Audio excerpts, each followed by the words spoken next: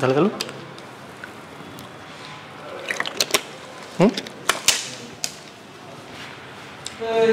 नमस्कार, मी Tushar Manohar Puyad, Phoenix career development Phoenix अकॅडमीवर मी तुमचं सहर्ष स्वागत करीत आहे. आज आपण विज्ञानाचा पाठ पहिला रक्ताभिसरण संस्था हा शिकणार आहोत. आता रक्ताभिसरण संस्था म्हणजे काय, तर या टॉपिक मध्ये आपण रक्ताभिसरण संस्था आणि त्याचे प्रकार, रक्ताभिसरण संस्थेचे प्रकार आणि सपोज ते रक्ताभिसरण संस्था कशा पद्धतीची तयार होते ह्या सर्व गोष्टी आज आपण इथे शिकणार आहोत. आता रक्ताभिसरण संस्था म्हणजे काय, त्याला ब्लड सर्क्युलेटरी सिस्टीम असे सुद्धा म्हणतात.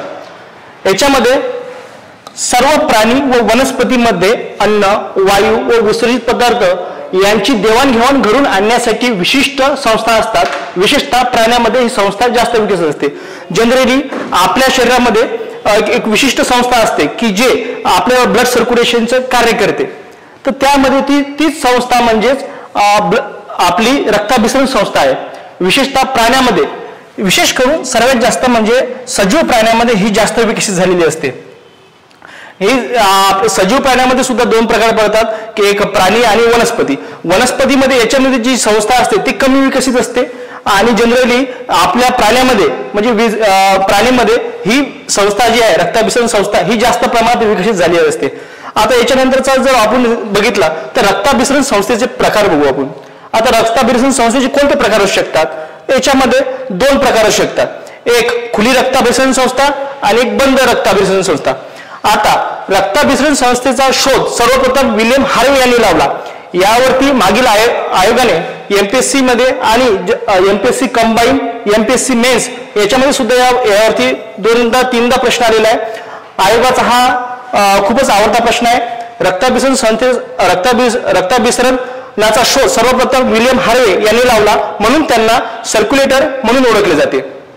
जगातील जवळपास सर्व प्राण्यामध्ये रक्ताभिसरण संस्था अस्तित्वात असते. त्यापैकी प्राण्यामध्ये काही विविधता दिसून येते.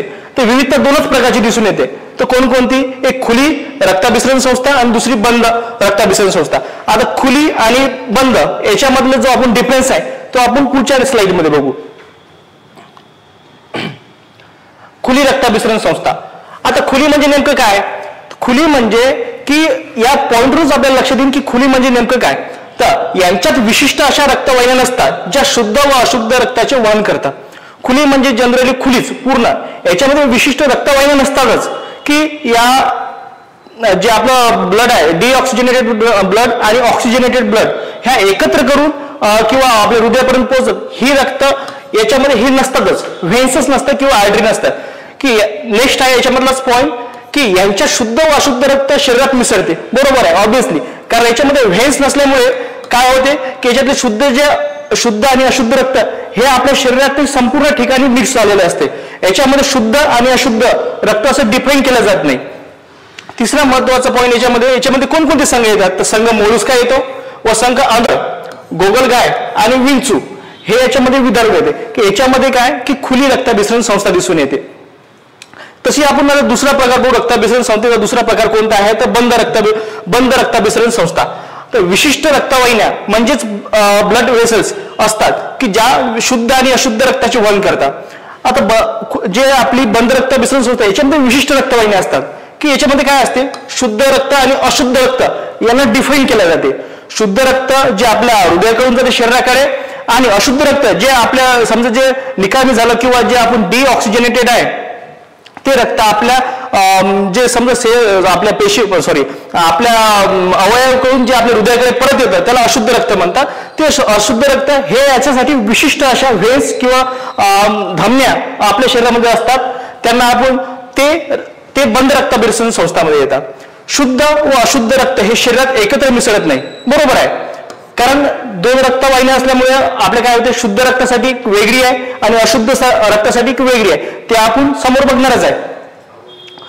उदाहरणार्थ याच्यामध्ये जर बघितलं, शुद्ध आणि अशुद्ध रक्त हे शरीरात एकत्र मिसळत नाही, हे पण बरोबर आहे. याच्यामध्ये जर उदाहरणार्थ जर बघितलं, सरपटणारे प्राणी, उभयचर व पृष्ठवंशी प्राणी, उदाहरणार्थ माणूस हा बंद रक्ताभिसरण संस्थेचा एक प्रकार आहे.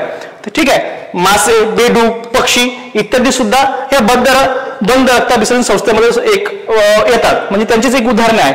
आता विल्यम हार्वे विषयी आपण बघू. आता विल्यम हार्वेवर आयोगाने बरेचदा प्रश्न विचारलेले, मागील आयोगाचे जर क्वेश्चन पेपर तुम्ही PYQ जर बघितले तर विल्यम हार्वे बरेच असे प्रश्न विचारलेले आहे. याच्यामध्ये विल्यम हार्वे सर्वात महत्वाचा आवडता प्रश्न म्हणजे रक्ताभिसरणाचा शोध सर्वप्रथम कोणी लावला, तर विल्यम हार्वेने लावला. असा जनरली स्ट्रेट फॉरवर्ड प्रश्न येत आहे. कोणी लावला तर रक्ताभिसरण संस्थेचा शोध कोणी लावला, तर विल्यम हार्वेने लावला. दुसरं म्हणजे यांना सर्क्युलेटर तसेच फादर ऑफ एन्जिओलॉजी म्हणून संबोधले जाते. नेक्स्ट आयोगाचा प्रश्न येऊ शकतो की फादर ऑफ एन्जिओलॉजी म्हणून कोणाला ओळखले जाते, तर विल्यम हार्वे यांना सुद्धा ओळखले जाते. ठीक आहे, असं तुमचं आन्सर राहील. त्यानुसार नेक्स्ट काय आहे, तर त्यांनी रक्तवाहिन्याचा अभ्यास सर्वप्रथम कशावर केला, तर हा सापावर केला. त्यांनी जिवंत सापावर केला, मेलेल्या सापावर केला का नाही. आयोग इथं पण प्रश्न फिरू शकतो, जिवंत सापावर केला की मेलेल्या सापावर केला. हे जिवंत सापावर केला. त्यानंतर त्यांचेच गुरु फॅब्रिसियस यांनी लांब शिरामध्ये व्हेन्स म्हणजे झडपांचा शोध लावला. म्हणजे जे आपल्या व्हेन्स आहे, म्हणजे त्यांना आपण शिरा म्हणतो, शिरा व्हेन्स मध्ये झडपा असतात, हे कोणी शोधून काढले, तर विल्यम हार्वेचेच गुरु फॅब्रियस यांना ही श्रेय जाते की त्यांनी आपले जे व्हेन्स आहेत त्याच्यामध्ये पल्स असतात किंवा पल्स रेट असतात, हे त्यांनी शोध लावलेला आहे. आता नेक्स्ट बघू आपण. आता मानवी शरीरातील बंद रक्ताभिसरण संस्थेचा आपण अभ्यास करू. याच्यामध्ये मुख्यतः आपल्याला जे आयोगाचं ट्रेन आहे ते ओळखावं लागेल. सर्वात जास्त प्रश्न मानवी रक्ताभिसरण बंद याच्यावरच येतात की आपले जे मानवी शरीरातील बंद रक्ताभिसरण संस्था आहे यावर सर्वात जास्त प्रश्न येतात. मानवी शरीरात बंद रक्ताभिसरण संस्था असते त्यालाच क्लोज्ड सर्क्युलेटरी सिस्टीम असे म्हणतात. म्हणजे सेम आहे, इंग्लिशमध्ये वेगळं, मराठीमध्ये. ठीक आहे. मानवामध्ये अशुद्ध व शुद्ध रक्तासाठी वेगवेगळ्या रक्तवाहिन्या असतात, म्हणजेच रक्त एकत्र मिसळत नाही, बरोबर आहे. हृदयाकडून जाणाऱ्या रक्तवाहिन्या वेगळ्या असतात आणि जे अशुद्ध रक्त आहे ते वापस हृदयाकडे घेऊन येणाऱ्या रक्तवाहिन्या वेगळ्या असतात. त्यामुळे मानवातली जी रक्ताभिसरण संस्था आहे ती ही बंदिस्त रक्ताभिसरण संस्था आहे. आता याच्यामध्ये मानवी रक्ताभिसरण संस्थेचे मुख्य 3 घटक येतात. मानवी रक्ताभिसरण संस्थेमध्ये मुख्यतः किती घटक येतात असा प्रश्न असू शकतो. नेक्स्ट तर 3 घटक येतात. याच्यामध्ये कोणकोणते येतात, एक रक्तवाहिन्या येतात म्हणजे ब्लड व्हेसल्स, दुसरं म्हणजे रक्त ब्लड, आणि तिसरं म्हणजे हृदय म्हणजे हार्ट. आता आपण या तिन्ही याचा अभ्यास आपण सिक्वेन्स वाईज करणार आहे. सर्वात पहिले आपण करू रक्तवाहिन्याचा अभ्यास. रक्तवाहिन्या म्हणजेच असा रक्तवाहिन्याच ब्लड व्हेसल्स असे म्हणतात. आता मुख्यतः मानवी शरीरात त्यांच्या वहनानुसार 3 रक्तवाहिन्या असतात. आता 3 रक्तवाहिन्या कोणकोणत्या असतात, एक असते धमनी, दुसरी असते शिरा आणि तिसरं म्हणजे केशवाहिन्या. धमनीलाच इंग्लिशमध्ये आर्टरी म्हणतात, धमनीलाच इंग्लिशमध्ये आर्टरी म्हणतात. दुसरा म्हणजे शिराला इंग्लिशमध्ये व्हेन्स असे म्हणतात आणि तिसरं म्हणजे केशवाहिन्यालाच इंग्लिशमध्ये कार्पिलरीज असे म्हणतात. आता यांचा आपण सविस्तर अभ्यास पुढल्या स्लाइडमध्ये करूया.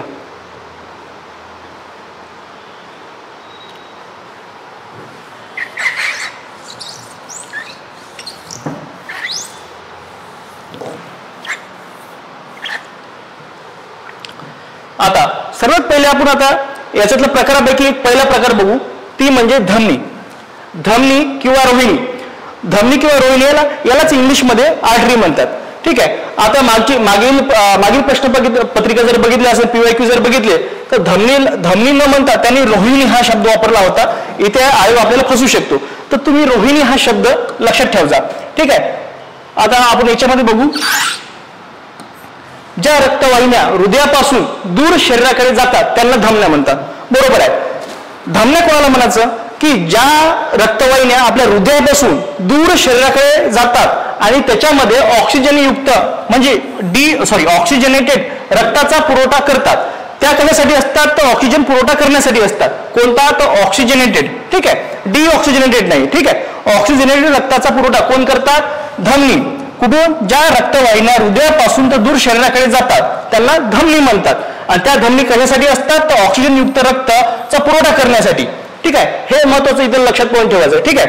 आणि तिसरा पॉईंट असा आहे, परंतु इथे एक अपवाद आहे की अपवादावर सुद्धा मागील आयोगाने याच्यावर प्रश्न फिरवला आहे. याच्यामध्ये कोणती अशी धमनी आहे की जे अशुद्ध रक्ताचं वहन करते?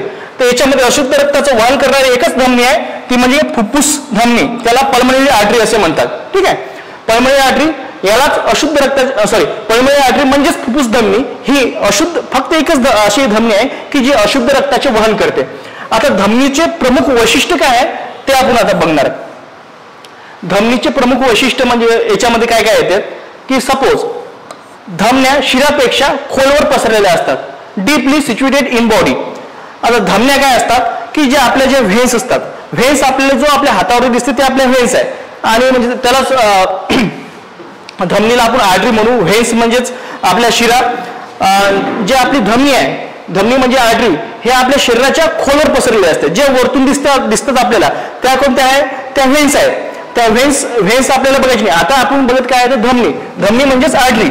आता हे काय असतं आपल्या शरीरातली खूप डीपली असतात, ठीक आहे. म्हणजे जनरली खूप म्हणजे काय एवढेही आतमध्ये नसतात, पण शिरापेक्षा खूप खोलवर असतात, ठीक आहे.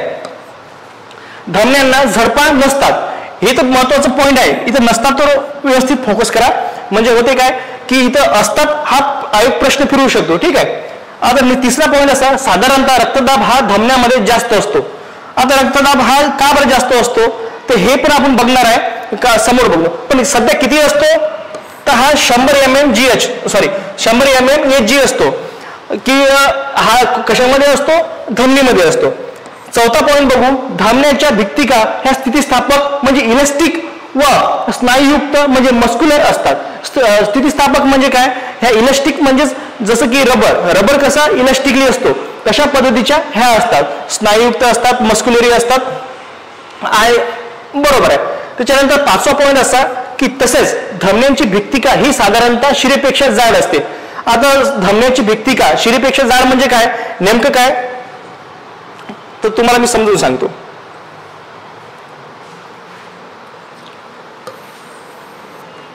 हे समजा आपली एक धमनी आहे, धमनीची जी वरची लेअर आहे ही जी भित्तिका आहे ही अशी खूप जाड असते.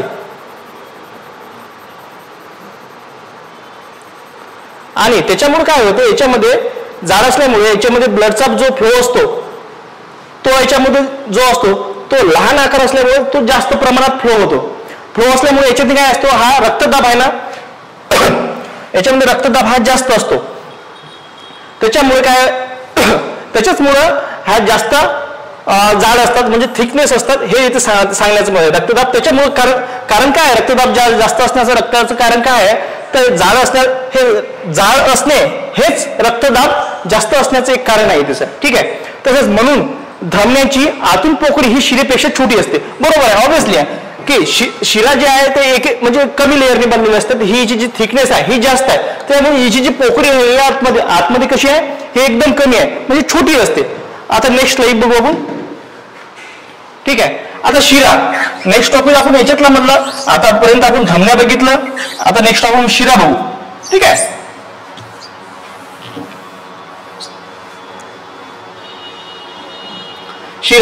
शिरालाच इंग्लिशमध्ये व्हेन्स असे म्हणतात, ठीक आहे. जी रक्तवाहिनी शरीराच्या भागाकडून हृदयाकडे वापरलेले अशुद्ध रक्ताचे वहन करते त्याला शिरा म्हणतात. आतापर्यंत आपण धमनी पाहिलं. धमनी काय, जी शुद्ध रक्ताचे आपल्या हृदयाकडून शुद्ध रक्ताचे वहन आपल्या शरीराकडे करते त्याला आपण धमनी म्हणू. आता जी शिरा आहे त्यालाच आपण व्हेन्स असे म्हणतो. ती काय करते, शरीराच्या भागाकडून हृदयाकडे म्हणजे शरीरातील जे अशुद्ध रक्त आहे जे शरीरात आपण यूज केलेलं आहे, ज्याच्यातलं आपण ऑक्सिजन जे काढून घेतलेलं आहे, तसेच आपण जे इतर अन्नद्रव्य जे काय ते शोषून घेतल्यानंतर जे अशुद्ध रक्ताला आपण अशुद्ध रक्त म्हणतो, ते अशुद्ध रक्त कोणामार्फत आपल्या हृदयाकडे आणलं जाते तर त्याला शिरा असे म्हणतात, ठीक आहे. वहन करते त्याला शिरा म्हणतात. पण याच्यामध्ये सुद्धा एक अपवाद आहे, जसं फुफ्फुस भिगा शिरा. फुफ्फुस भिगा शिरा ही अशी शिरा आहे की ज्यामध्ये फक्त शुद्ध रक्ताचं वहन करते. आणि हे कशाला करत असते, हे जे आपलं हार्ट असते त्या हार्टसाठी ही जे शिरा आहे ती ब्लड पोहोचवण्याचं काम करत असते. ठीक आहे. आता नेक्स्ट बघू आपण आता शिरांचे वैशिष्ट्य काय. शिरांचे वैशिष्ट्य हे आपण आता इथे बघणार आहे. शिरांचे वैशिष्ट्य म्हणजे शिरा या शरीराच्या त्वचेलगतच म्हणजे धमन्यापेक्षा वर असतात. आता बघितलं आपण धमन्या कशा असतात, तर ते आपल्या त्वचेच्या म्हणजे शिरापेक्षा बऱ्याच खाली असतात आणि त्याच्यावर जो असतात ते शिरा असतात. ठीक आहे. शिरा म्हणजे धमन्याच्या वर असतात. दुसरा पॉईंट इथे क्लिअर करू. शिरा या कमी दाब व गुरुत्वाकर्षणाच्या विरुद्ध दिशेने रक्ताचे वहन करतात म्हणून त्यांना झळपा असतात. आता इथे प्रश्न आहे फिरू शकते, त्यांना शिरांना झळपा का असतात असा प्रश्न विचारू शकते. तर गुरुत्वाकर्षणाच्या विरुद्ध दिशेने ते रक्ताचे वहन करतात म्हणून त्यांना झळपा असतात, अशा पद्धतीचं त्या ठिकाणी आयोग उत्तर देऊ शकते. आता नेक्स्ट तिसरा पॉईंट आपण क्लिअर करू. शिरामध्ये रक्तदाब हा खूपच कमी असतो. बरोबर आहे. शिरामध्ये का रक्तदाब का कमी असतो, कारण त्याची जी पोकळी आहे ती कशी असते, ती जास्त असते. पोकळी जास्त असल्यामुळे काय होते, रक्ताचा फ्लो त्याच्यामधून जास्त प्रमाणात होऊ शकतो. आणि कमी जर त्याची जर पोकळी जर कमी असेल तर फ्लो कमी प्रमाणात म्हणजे रक्तदाब वाढू शकतो. इथे तेच आहे की इथे किती 10 ते 20 mmGH याच्यामध्ये दाब असतो. ठीक आहे. कशामध्ये, ते शिरामध्ये, त्यालाच फेज असे म्हणतात. त्याच्यानंतर चौथा पॉईंट असं, शिरा या कमी स्थितीस्थापक म्हणजे कमी इलास्टिक असतात. ठीक आहे. इथं पाचवा पॉईंट आहे हा. ठीक आहे. क्लिअर करून घेऊ आपण. शिरांच्या भित्तिका पातळ म्हणजे थिन असतात म्हणूनच आतून पोकळी जास्त असते. शिरांची जी आहे, समजा आपण आताच मागे बघितलं की काय धमन्याची जे लेअर आहे ती कशी असते, जे थिकनेस जास्त असते. आणि शिरांची जे बघितलं तर हे जे थिकनेस आहे खूप कमी असते. म्हणजे याच्यामध्ये जो फ्लो आहे तो जास्त प्रमाणात व्हायला जातो आणि त्याच्याचमुळे की जो याचा रक्तदाब आहे तो हा कमी असतो. कशाचा, शिरांचा. आता तिसरं बघू आपण केशवाहिन्या. सर्वात आपल्या जे ब्लड सर्क्युलेटरी सिस्टीम मध्ये सर्वात महत्वाचं जे काम आहे ते ही केशवाहिन्या करत असते. दिसायला लहान असतात पण सर्वात मोठं याचं कार्य असते. याच्यामध्ये बघा, या अशा प्रकारच्या रक्तवाहिन्या आहेत ज्यांच्यातून रक्त हे पेशीशी संबंधात येते. म्हणजे डायरेक्ट जर पेशीसोबत जर कोणाचं कनेक्ट जर असेल तर हे केशवाहिनीचं आहे. म्हणजे यालाच काल्परेरी असे म्हणतात. डायरेक्ट रक्तासोबत जे रक्ताचा आणि आपल्या शरीराचा जो संबंध येतो तो डायरेक्ट धमनी किंवा शिरा याचा येत नाही, तो येतो फक्त डायरेक्ट केशवाहिनींचा. ठीक आहे. त्यांना जोडणाऱ्या रक्तवाहिन्या असं म्हणतात. या अशा प्रकारच्या रक्तवाहिन्या आहेत ज्यांच्यातून रक्त हे पेशीशी संबंधित येते, म्हणजेच धमनी व शिरा यांना जोडणाऱ्या रक्तवाहिन्या असे म्हणतात. ठीक आहे. आता केशवाहिनीचे प्रमुख वैशिष्ट्य बघू आपण. केशवाहिन्यांची भित्तिका वॉल्स खूपच पातळ असते, कारण भित्तिका हे एका थराने बनलेली असते. आता इथं तेच सांगितलेलं आहे की केशवाहिनी जे आहे, आता आपण इथं एक तुम्हाला मी डायग्राम काढून दाखवतो.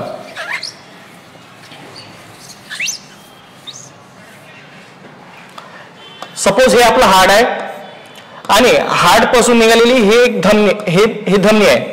ठीक आहे. ही धमनी आहे. या धमनीपासून जे निघतात याला आपण केशवाहिन्या म्हणू. केशवाहिन्या. आणि या केशवाहिन्या एकत्र येऊन परत जी बनतात त्याला आपण शिरा म्हणू. ही जी धमनी आहे हे या ब्लड पासून जे आपलं ऑक्सिजनेटेड ब्लड शिरापर्यंत नेते. शिरा ह्या आपल्या शरीराला संपूर्ण जे आहे ते देवाणघेवाणीचं काम करते आणि त्याच्यानंतर जे शिरा एकत्र होऊन आपल्या केशवाहिन्या एकत्र होऊन शिरा तयार होतात. शिरामधून परत जे डिऑक्सिजन झालेलं जे ब्लड आहे ते आपल्या हृदयाकडे नेले जाते. ठीक आहे. त्याच्यानंतर आता केशवाहिनीचे प्रमुख वैशिष्ट्य बघू. केशवाहिनीच्या भित्तिका खूपच पातळ असते, कारण की भित्तिका एका थराने बनलेली असते. पेशींची संबंधित रक्त हे केवळ वाहिनी मार्फतच वाहिले जाते. नेक्स्ट दुसरा पॉईंट आपण बघू. रक्त आणि पेशी यांच्यातील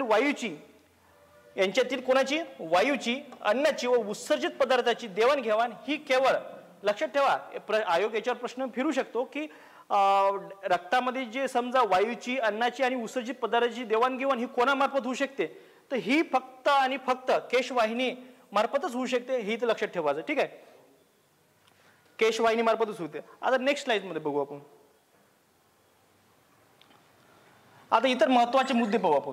महत्वाचे मुद्दे काय तर मानवी शरीराजवळ समजा जे काही आहे समजा की आयोगाने याच्यावरची मागच्या वर्षी किंवा येणाऱ्या भावी आयुष्यातही समजा किंवा आयोग जे आहे ते प्रश्न विचारतील. ते महत्वाचे मुद्दे इथे बघू आपण. महत्वाचे मुद्दे काय काय तर याच्यामध्ये मानवी शरीरात जवळपास 97,000 किलोमीटर एवढ्या लांब रक्तवाहिन्या असतात.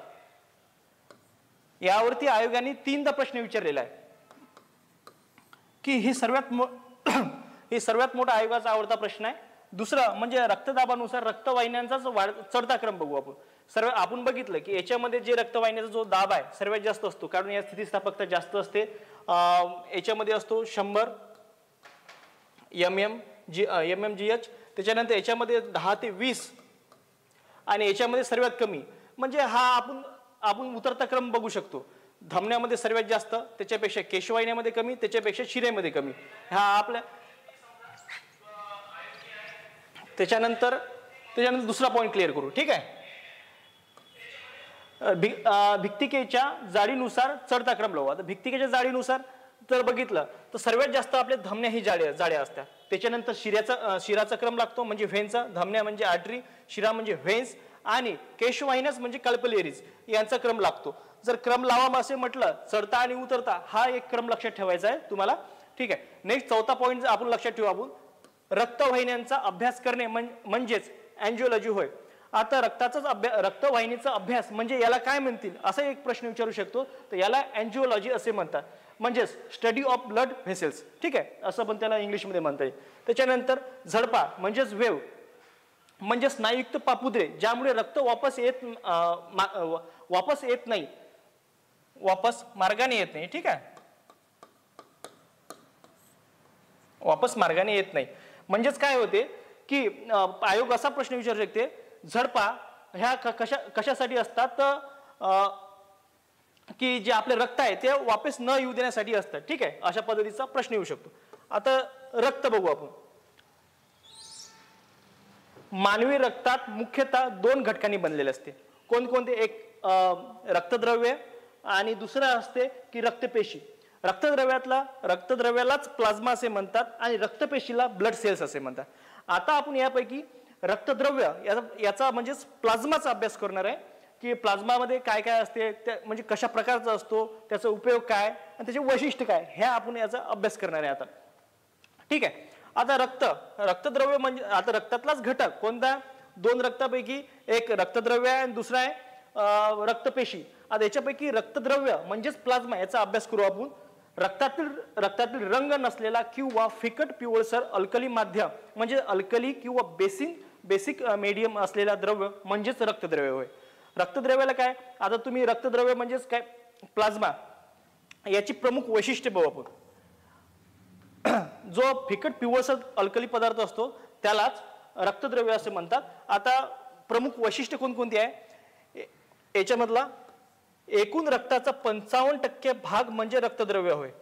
एकूण रक्ताचा आता रक्त समजा आपलं हे 100% आहे, यापैकी हे 50% झाला. इकडे 50 इकडे 50. ठीक आहे. यापैकी जो हा 55% भाग आहे समजा इकडचा हा, तर हा पूर्ण प्लाझ्मानी कव्हर केलेला आहे. ठीक आहे.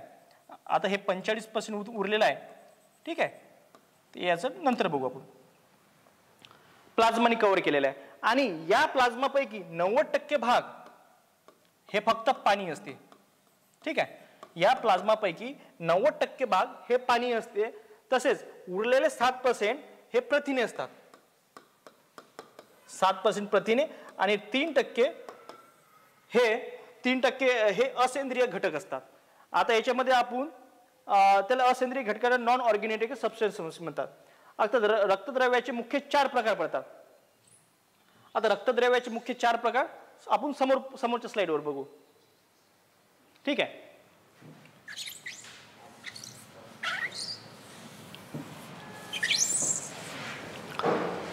रक्तद्रव्याचे जे आपले जे प्रथिनाचे जे 4 प्रकार पडतात ते आपण आता या स्लाइडवर बघणार आहे. तर सर्वात महत्त्वाचं आयोगाने यावेळेस किंवा PYQ मध्ये जर बघितलं तर तुम्ही यावरती जोड्या लावा असा प्रश्न आलेला आहे. याच्यामध्ये बघू ग्लोबुलिन, ग्लोबुलिनचं काम काय आहे याच्यामध्ये? ग्लोबुलिन या प्रोटीनचं काम किंवा प्रथिन्याचं काम काय आहे? तर प्रतिद्रव्ये म्हणजे अँटीबॉडी तयार करणे आणि प्रतिकार क्षमता नियंत्रित करणे. अँटीबॉडी म्हणजे काय? शरीरातले जे आपल्या बाहेरून येणारे जे व्हायरस असतात जे आपल्या शरीरावर हल्ला करतात त्यांच्यावर त्यांच्या विरोधात जे सैनिक पेशी तयार करतात, समजा प्रतिद्रव्य, त्यालाच अँटीबॉडी असे म्हणतात. ठीक आहे, ते तयार करण्याचं काम करते ग्लोबुलिन करतात. त्याच्यानंतर अल्ब्युमिन, अल्ब्युमिन म्हणजे शरीरातील पाण्याचा समतोल राखणे. अल्ब्युमिन म्हणजे आपल्या शरीरात जो पाण्याचा चढ उतार होते, आता जनरली ज्या आपल्या समजा गर्भवती महिला असतात किंवा स्त्रिया असतात की त्यांच्या शरीरात पाण्याचं प्रमाण आपण नेहमी बघतो की कमी जास्त होत राहते, ते काम समतोल राखण्याचं कोण करते? तर हे अल्ब्युमिन करत असते. ठीक आहे. नेक्स्ट तिसरा प्रकार आहे प्रोथ्रोम्बिन. प्रोथ्रोम्बिन म्हणजे रक्त गोठण्याच्या क्रियेत मदत करतात. आयोगाने मागील प्रश्नपत्रिकेतनी याच्यावर 2-3 याच्यावर प्रश्न विचारला आहे की रक्त गोठण्याच्या प्रक्रियेमध्ये कोण कोण मदत करतात. तर याच्यामध्ये प्रोथ्रोम्बिन हे रक्त गोठण्याच्या प्रक्रियेत मदत करतात. तसेच फायब्रिनोजन हे सुद्धा रक्त गोठण्याच्या क्रियेत मदत करतात. यावरती आयोगाने मागील प्रश्न विचारलेले आहे. आता नेक्स्ट बघू, त्याच्यातनीच रक्तद्रव्याचाच एक हे आहे पॉईंट उरलेले आहे. या व्यतिरिक्त रक्तद्रव्यात म्हणजेच प्लाझ्मात ग्लुकोज म्हणजेच काय, प्लाझ्मामध्ये काय काय असते या व्यतिरिक्त सुद्धा काय काय असतात? ग्लुकोज असतात, अमिनो आम्ल असतात, मेद आम्ल असतात आणि युरिया व विविध प्रकारचे वायू असतात. ठीक आहे, याच्यामध्ये काय काय असतात? या व्यतिरिक्त ग्लुकोज, अमिनो आम्ल, मेद आम्ल, युरिया व विविध प्रकारचे वायू असतात. तसेच 5वा पॉईंट क्लिअर करू आपण की शरीरातील जास्तीत जास्त म्हणजे 70% कार्बन डायऑक्साईड हा रक्तद्रव्यामध्ये बायकार्बोनेटच्या स्वरूपात असतो, म्हणजे वहन होतो. इथं वहन झालेलं आहे, सॉरी, वहन होतो. म्हणजे शरीरातील जो जास्तीत जास्त आपला कार्बन डायऑक्साईड आहे हा रक्तद्रव्याच्या बायकार्बोनेटच्या स्वरूपातच वहन केला जातो. आता 6वा पॉईंट बघू आपण, रक्ताचा किंवा रक्तद्रव्याचा अल्कली गुणधर्म हा बायकार्बोनेटमुळे होतो. प्रश्न यावरती येऊ शकतो. आता नेक्स्ट जो आता आयोगाचा जो ट्रेंडिंग आहे, समजा की रक्ताचा जो अल्कली जो गुणधर्म आहे तो कशामुळे येऊ शकतो?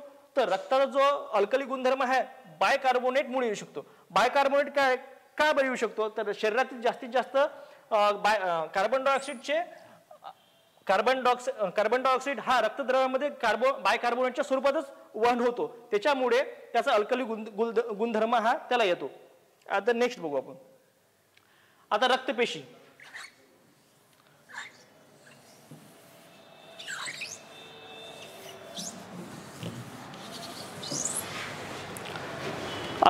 बघू. याच्यामध्ये रक्तपेशी म्हणजेच ब्लड सेल्स किंवा कर्पल सेल्स म्हणल्या जाते.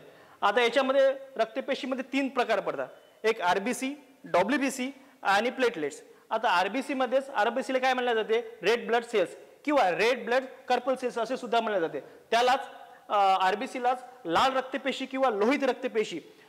आयोग अशा वेळेस एखाद्या वेळेस असू शकते की लाल रक्तपेशी न म्हणता लोहित रक्तपेशी सुद्धा यूज केला जाऊ शकते शब्द. ठीक आहे.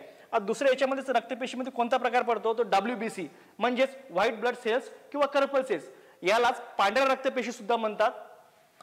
सर्वात जास्त आयोग जो विचारतो तो सैनिकी पेशी म्हणून विचारतो आणि श्वेत रक्तपेशी असं सुद्धा म्हणतात. म्हणजे कारण श्वेत म्हणजे का? तर श्वेत म्हणजेच पांढरा होते, म्हणजे श्वेत रक्तपेशी. ठीक आहे. आता नेक्स्ट, आता आरबीसी आपण याच्यामधला एक एक पॉईंट समजून घेऊ. ठीक आहे, आरबीसी पहिले समजून घेऊ. आरबीसी म्हणजेच रेड ब्लड सेल्स, यालाच कर्पल सेल्स सुद्धा असे म्हणतात, म्हणजेच लाल रक्तपेशी किंवा लोहित रक्तपेशी. ठीक आहे, हे सांगितलेलंच आहे. याच्यामधला आपण पॉईंट बघू. लाल रक्तपेशी ह्या गोलाकार असतात, म्हणजे गोलाकार द्विअंतर्वक्र. आता अंतर्वक्र आणि बाहेरवक्र हे तुम्हाला मी समजावून सांगतो. अंतर्वक्र म्हणजे हे आपलं समजा एखादं घरचं पातील आहे. ठीक आहे, हे जो आतमधला भाग आहे तो अंतर्वक्र.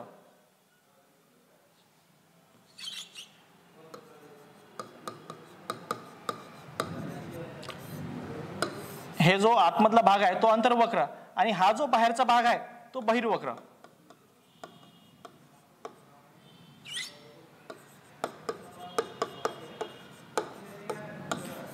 हे बहिर्वक्र, बाहेरचा भाग बहिर्वक्र, आतमधला भाग तो अंतर्वक्र. हा पेशी कशा असतात? लाल रक्तपेशी कशा असतात? गोलाकार असतात, द्विअंतर्वक्र असतात. त्यालाच काय म्हणतात? तर बायकॉन्केव्ह म्हणल्या जाते आणि केंद्रक नसलेल्या असतात. यांना केंद्रक असतात का? नाही, नॉन न्यूक्लिएटेड असतात. म्हणजे पेशी पेशी यांना आहेत. आणि त्यांनाच एक दुसरं नाव आहे की इरिथ्रोसाइटिस असे म्हणतात. ठीक आहे, आयोगाने याच्यावर एकदा प्रश्न विचारला, इरिथ्रोसाइटिस म्हणजे काय, तर आरबीसी. आणि असाच एक प्रश्न दुसऱ्या वेळेस विचारला होता, ते तुम्हाला सांगेल. WBC साठी एक प्रश्न विचारला होता, तो पण तुम्हाला सांगेल. त्यालाच काय म्हणतात, इरिथ्रोसाइटिस असे म्हणतात. ठीक आहे. आता नेक्स्ट पॉइंट कव्हर करू. आरबीसी या आकाराने खूप लहान असतात. म्हणजेच 7 मायक्रोमीटर व्यास किंवा यांचा व्यास किती असतो, यांचा व्यास किती असतो, तो 7 मायक्रोमीटर असतो. आणि यांचा जाडी जी असते ती 2.5 मायक्रोमीटर जाडी असते. ठीक आहे. दुसरं म्हणजेच हिमोग्लोबिन नावाच्या घटकामुळे आरबीसीला लाल रक्त प्राप्त होतो.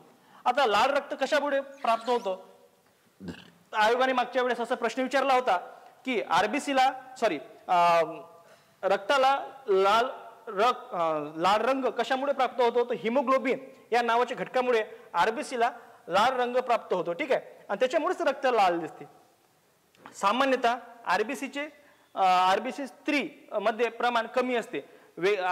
आपण नेहमीच बघतो की स्त्रियांमध्ये प्रमाण रक्ताचे प्रमाण हे नेहमीच कमी असते. याच्यामध्ये वेगवेगळे कारण आहे. त्याच्यामध्ये मेनली जर कारण बघितलं, मासिक पाळी नियमित होणारी, त्याच्यानंतर नियमित होणारी जे आपण जे जेवण वगैरे करतो अनियमित जेवणाची, आणि तसेच आपल्यामध्ये जो सकस जो आहार आहे तो न मिळाल्यामुळे महिलांना त्याच्यामध्ये जास्त प्रमाण कमी असतात. आता म्हणजे स्त्रियांमध्ये किती असते, तर स्त्रियांमध्ये जर बघितलं जनरली 10 लाख म्हणजेच 1 मिलियन होते. ठीक आहे, 10 लाख म्हणजेच 1 मिलियन. आता एक तर तुम्ही मिलियन मध्ये लक्षात ठेवू शकता किंवा लाखामध्ये लक्षात ठेवू. आता मी तुम्हाला दोन्ही ऑप्शन देतो. ठीक आहे, 4.3 ते 5.2 मिलियन घन मिलीमीटर किंवा 43 ते 52 लाख घन मिलीमीटर असं लक्षात ठेवू शकता. आणि पुरुषामध्ये किती असते, तर 5.1 ते 5.8 मिलियन घन मिलीमीटर घन मिमी. आणि त्याच्यानंतर 51 ते 58 लाख MM ऑफ ब्लड मध्ये असते. ठीक आहे. आता नेक्स्ट बघू. साधारणतः आरबीसी ह्या 127 दिवस जगतात. जनरली सरासरी जर यांचं आयुष्य बघितलं तर यांचं 120 दिवस दिलेलं आहे आयोगाने. ठीक आहे. आणि जगतात किती, तशा 127 दिवस. आता हे आपण आयोग प्रश्न कसा विचारते यावर डिफाईन करू आपण. ठीक आहे. जर प्रश्न जर आपल्याला 127 जर ऑप्शन जनरली आयोग 120 सरासरी जर विचारलं तर 120 दिवस, आणि किती दिवस साधारणतः किती दिवस जर जगतात असं जर विचारलं तर 127 दिवस असं तुम्हाला त्या ठिकाणी सांगायचं आहे.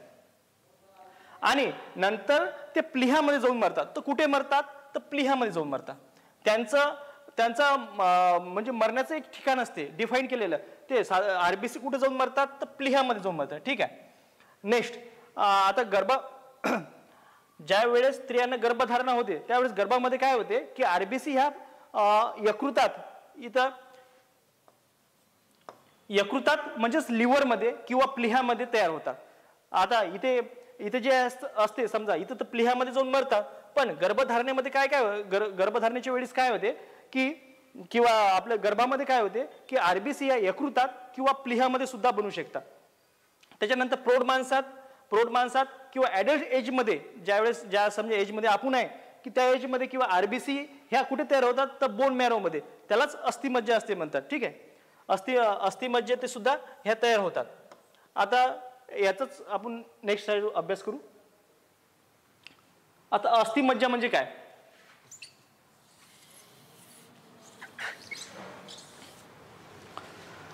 अस्थिमज्जा म्हणजेच बोन मॅरो म्हणल्या जाते. इंग्लिशमध्ये अस्थिमज्जेलाच बोन मॅरो असे म्हणले जाते. आता अस्थिमधील म्हणजेच बोनमधील पोकळ जागेत असलेल्या मूळ पेशी स्टीम सेल्स म्हणजेच अस्थिमज्जा होय, ज्याद्वारे विविध रक्तपेशी तयार केल्या जातात.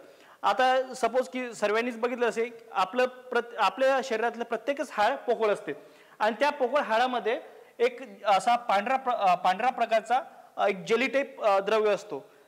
त्याच द्रव्यामध्ये स्टीम सेल्स असतात म्हणजे मूळ पेशी असतात. आणि या मूळ पेशीपासूनच आता एक नवीन शोध लागलेला आहे, अमेरिका किंवा जनरली नवीन संस्थेने शोध लावलेला आहे की या मूळ पेशीपासून आपल्या शरीरातला कोणताही अवयव आपण तयार करू शकतो.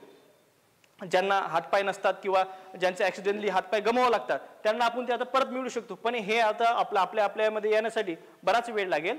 त्याच्यामुळे हे सध्या इथं राहू देऊ आपण, ठीक आहे. यालाच काय म्हणतात, स्टीम सेल्स तुम्हाला समजलं असेल, याला अस्थिमज्जा असे म्हणतात.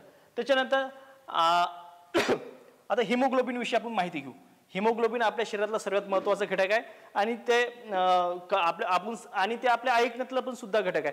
नेहमीच आपण ऐकतो डॉक्टर म्हणतात की आपल्याला हिमोग्लोबिनचं प्रमाण कमी झाल्यामुळे तुम्हाला चक्र येतात. हां, आणि दुसरं म्हणजे ज्याला कोणाला अभ्यास करताना जर झोप येत असेल की अभ्यास करताना समजा ज्याचं समजा कॉन्सन्ट्रेशन करता करता की झोप लागते, हे प्रत्येक विद्यार्थ्यांचं असतं ते, किंवा अभ्यास करता वेळेस की म्हणजे नेहमी झोप येते, त्यावेळेस त्यांनी चेक करायला पाहिजे हिमोग्लोबिनचं प्रमाण आपल्या शरीरामध्ये किती आहे.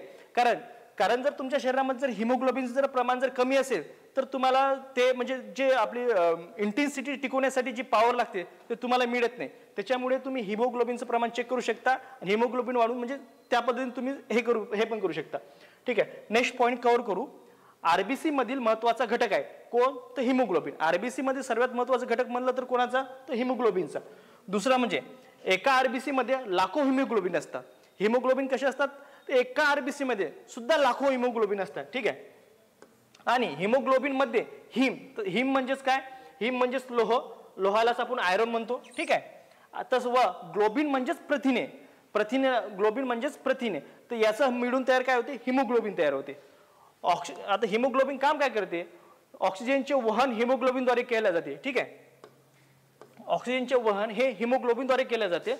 सामान्यतः पुरुषांमध्ये 13 ते 18 GM पर 100 ml एवढ्या प्रमाणात असतात, आणि स्त्रियांमध्ये जर बघितलं इथे पण कमी आहे हिमोग्लोबिनचं प्रमाण, हे 11.5 ते 16.5 GM पर 100 ml पर्यंत असतात. ठीक आहे, आणि हिमोग्लोबिनच्या कमतरतेमुळे ॲनिमिया म्हणजेच पांडुरोग हा होऊ शकतो. पांडुरोगाला ॲनिमिया म्हणतात. ॲनिमिया किंवा पांडुरोग होण्याचं कारणच हिमोग्लोबिन आहे. काही काही प्रदेशामध्ये या ॲनिमियामुळे सुकवटी किंवा वेगवेगळ्या प्रकारचे रोग सुद्धा आपल्याला दिसतात. तसेच 7वा पॉईंट म्हणजेच एक हिमोग्लोबिन जास्तीत जास्त किती ऑक्सिजनचे रेणू वाहू शकतो, तर तो जास्तीत जास्त 4 ऑक्सिजनचे रेणू वाहू शकतो. यावरती मागे आयोगाने एकदा प्रश्न विचारला होता, एक हिमोग्लोबिन जास्तीत जास्त किती ऑक्सिजनचे रेणू वाहू शकतो, तर हे 4 वाहू शकतो आपण. ठीक आहे, दुसरं म्हणजे नेक्स्ट पॉईंट, रक्ताचा लाल रंग हा हिमोग्लोबिनमुळे असतो. आयोग असाही प्रश्न विचारू शकतो की रक्ताचा लाल रंग हा कशामुळे असू शकतो, तो हा हिमोग्लोबिनमुळेच असतो. ज्याप्रमाणे लोखंडावर गंज चढते व त्याचाच रंग लाल होतो, त्याचप्रमाणे हिमोग्लोबिनचं सुद्धा असतं की रक्ताचा लाल रंग हा लोह ऑक्सिजन प्लस पाणी या तिघामुळे सुद्धा रक्ताचा रंग हा लाल असतो. आता नेक्स्ट बघू आपण. आता WBC बघू. RBC झालं, आता WBC बघू.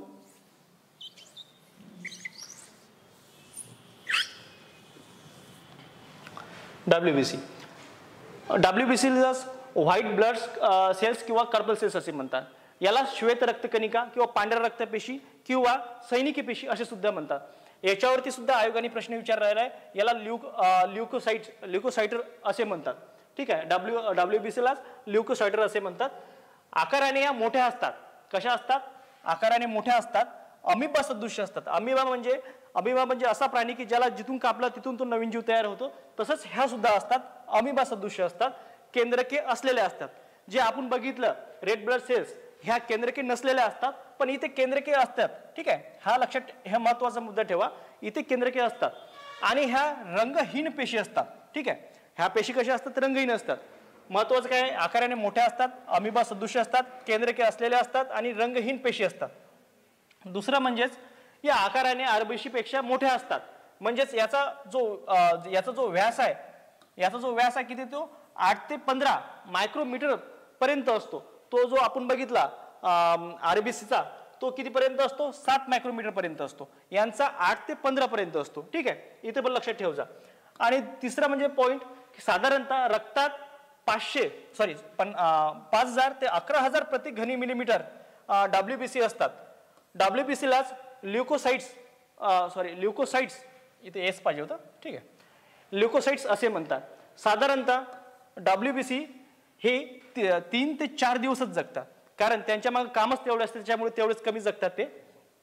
मुख्यतः WBCचे 5 प्रकार पडतात. याच्या पहिले मी तुम्हाला एक प्रमाण सांगतो. RBC, WBC. RBCचं प्रमाण नेहमीच आपल्या शरीरामध्ये जास्त असते, म्हणजे 600च्या जवळपास, आणि WBC एकाच, म्हणजे 601 या प्रमाणात WBC आणि RBC यांचं प्रमाण ठरवलं जाते. ठीक आहे. आता नेक्स्ट WBCचे प्रकार कोणकोणते बघा. यावरती मेनला प्रश्न आलेला आहे, म्हणजे जोडाजोडामध्ये न्यूट्रोफिल्स ह्या कशा असतात, जे सूक्ष्म जीवाला मारतात. न्यूट्रोफिलचं काम काय, ऍक्च्युली WBC म्हणजे सैनिकी पेशीचं कामच ते असते की ज्या लढाई करणे किंवा जे आपल्या शरीरातील जी ऍक्टिव्हिटी आहे त्यांना थांबवणे, जे वाईट कृत्य आहे ते वाईट जे ऍक्टिव्हिटी ते थांबवणे. आणि दुसरं म्हणजे ऍसिडोफिल्स किंवा त्याला इसिनोफिल असं सुद्धा म्हणलं जाते. त्या ॲलर्जीमध्ये यांची संख्या वाढते. ठीक आहे. ॲलर्जीमध्ये यांची संख्या वाढते, त्याला अँटी ॲलर्जिक असे सुद्धा म्हणतात. दुसरं म्हणजे बॅसिफिल्स म्हणजे हिप्पेरिन व हिस्टामिन यांचे वहन करते. आता हिस्टामाइन आणि हिप्पेरिन यांचं तुम्हाला मी समोर एक्सप्लेनेशन करणारच आहे. यांचे वहन करते आणि याचं कार्य काय, ते हे अँटी ॲलर्जिक आहे. ठीक आहे. त्याच्यानंतर लिम्फोसाइट म्हणजेच प्रतिकार क्षमतेत प्रतिद्रव्य म्हणजे अँटीबायोटिक तयार करणार, हे कोणते असते, लिम्फोसाइट्स. आणि मोनोसाइट्स म्हणजे मृत सूक्ष्मजीवांना खातात, हे आपण इथं बघितलेलं आहे. ठीक आहे. याच्यावरती आयोगाने मागील प्रश्न आलेला आहे, हे व्यवस्थित लक्षात ठेवा. ठीक आहे. आता हिपेरिन आणि हिस्टामिन तुम्हाला म्हणलं होतं मी,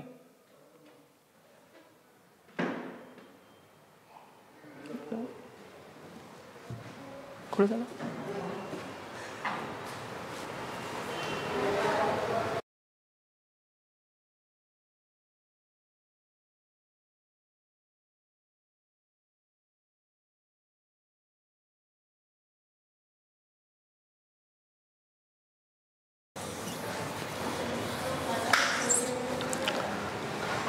आता हिपेरिन म्हणजेच रक्त शरीरात गोठू नये म्हणून असणारे रसायन, म्हणजेच जे मास्टपेशीद्वारे तयार केले जाते. ठीक आहे. इथं मास्ट पाहिजे. ठीक आहे. काय हिपेरिनचं काम काय, रक्त शरीरात गोठू नये म्हणून, जे शरीरामध्ये जे आपलं ब्लड्स असतात ते आपल्या शरीरामध्ये जे गोठू नये म्हणून जे काम करते ते कोण करते, हिपेरिन हे करतात. ठीक आहे. आणि दुसरं म्हणजे हिस्टामाइनचं काम काय, हिस्टामाइन हे सूज आल्यानंतर तिथे स्त्रवणारे रसायन जे की मास्टपेशीद्वारे, ते बी मास्टपेशीद्वारेच तिथे त्या ठिकाणी पोहोचले जातात. जनरली मास्टपेशीद्वारे सूज आल्यानंतर म्हणजे स्त्रवणारे, म्हणजेच की ज्या ठिकाणी आपल्याला समजा आपला हात मुरगळला किंवा ज्या वेळेस ठिकाणी आपण चालताना पडलो किंवा आपण लागलं, त्यावेळेस ते हिस्टामाइन हे मास्टपेशीद्वारे रसायन स्त्रवले जाते, त्या ठिकाणी सूज येते. आणि त्याच ठिकाणी सूज आल्यानंतर तिचं टेम्परेचर वाढवणं किंवा त्या ठिकाणी सैनिकी पेशी पोहोचवणं, हे हिस्टामाइनचं काम आहे. ठीक आहे. आता याच्यामध्येच भाऊ कुठल्याही प्रकारच्या रोगामध्ये प्रथम WBCची जी संख्या असते ती वाढते. जनरली काय असते की ज्यावेळेस आपल्यावर कोणताही एखादा व्हायरस किंवा रोगांचा अटॅक होतो त्यावेळेस WBCची संख्या ही वाढवली जाते, पण ती काही प्रमाणापर्यंतच. त्या प्रमाणापर्यंतच म्हणजे 2 लाख प्रति घन मिलीमीटर पर्यंत जर असल्या त्या सेफ असतात, पण 2 लाख घन मिलीमीटरच्या समोर जर गेला तर त्याचं रूपांतर कर्करोगात होते. कर्करोग म्हणजेच ल्युकेमिया.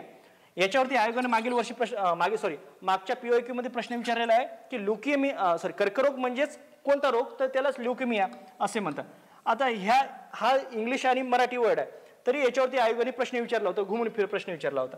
आणि WBC या अस्थिमज्जा म्हणजे आता याच्यामध्ये एक पॉइंट असा आहे की WBC ह्या कुठे तयार होतात, तर ठीक आहे, WBC ह्या कुठे तयार होतात, तर बोन मॅरो म्हणजेच अस्थिमज्जेमध्ये तयार होतात त्या, आणि प्लिह्यामध्ये सुद्धा तयार होऊ शकतात. ठीक आहे. 2 ठिकाणी तयार होऊ शकतात, कुठे कुठे, अस्थिमज्जेत तसेच प्लिह्यामध्ये. ठीक आहे. आता रक्तपट्टिका आपण जर बघितलं होतं, RBC ह्या प्लिह्यामध्ये जाऊन मरतात. ठीक आहे, हे लक्षात ठेवजा. आता नेक्स्ट पाहू आपण रक्तपट्टिका. त्याला रक्तबिंबिका असे म्हणतात. रक्तबिंबिकालाच इंग्लिशमध्ये नाव आहे प्लेटलेट्स. आणि आयोग आता नेक्स्ट बाकी 2 याच्यावरती विचारले प्रश्न, आता याच्यावरती प्रश्न विचारू शकतात, तेच म्हणजे थ्रोम्बोसाइलिस याच्यावरती प्रश्न विचारू शकतो आयोग पुढल्या वेळेस. आता याचे आपण स्पष्टीकरण बघू. रक्तपट्टिका म्हणजे काय, तर रक्तपट्टिका यांचा आकार बहिर्वक्र असतो. मी सांगितलंच तुम्हाला बहिर्वक्र अंतर्वक्र काय, तर यांचा आकार हा बहिर्वक्र असतो, म्हणजे अशा पद्धतीचा असतो, बहिर्वक्र असतो. बहिर्वक्र असतात, तसेच त्या रंगहीन असतात, यांना सुद्धा रंग नसतो आणि WBC ला सुद्धा रंग नसतो. ठीक आहे. या रक्तपेशी फक्त सस्तन प्राण्यांमध्ये तसेच मॅमेलियन ॲनिमल्स मध्ये आढळतात. ठीक आहे. त्याच्यानंतर यांना थ्रोम्बोसाइट्स असे पण म्हणतात. यांना केंद्रके नसतात. आता या आपण बघितलं केंद्रके कोणाकोणाला असतात. आरबीसीला केंद्रके असते काय, नाही. WBC ला असते आणि प्लेटलेट्स याला सुद्धा नसते. म्हणजे याच्यामध्ये फक्त केंद्रके असणारे कोण आहे, तर WBC आहे. ठीक आहे. प्लेटलेटला सुद्धा केंद्रके नसतात. हा, आरबीसी मध्ये एकाच प्राण्यामध्ये असा एक प्राणी आहे की जो उंट आहे, की यांच्या रक्तामध्ये आरबीसीला केंद्रके असते. हे आपण इथे लक्षात ठेवजा. आणि महत्वाचं दुसरं आणखीन याच्यामध्ये बघू, या अतिशय लहान असतात. कोण, रक्तपट्टिका या अतिशय लहान असतात. म्हणजेच यांचा जो व्यास आहे तो व्यास किती असेल, तर 2.5 ते 5 मायक्रोमीटर पर्यंत असतो. जनरली आपण बघितलं आरबीसीचा व्यास किती 7 पर्यंत गेला. WBCचा व्यास कुठपर्यंत गेला, तो 8 ते 15 पर्यंत जातो मायक्रोमीटर पर्यंत.